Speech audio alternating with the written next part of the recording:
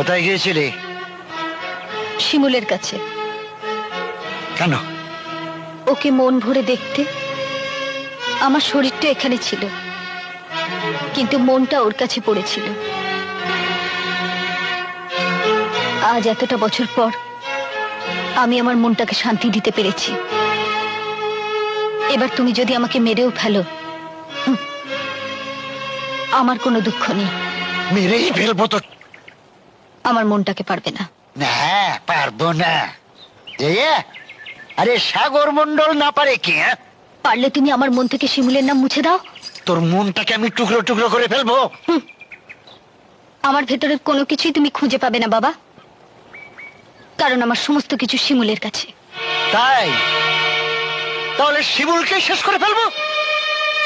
শিমুলের কোনো কিছুই তো তার কাছে নেই বাবা, ওর সবকিছু তো আমার কাছে। नहीं तू समझा नहीं। তোকে মারলে যদি শিমুল মরে, তাহলে আমি তাই করবো। কোথায় গিয়েছিলে?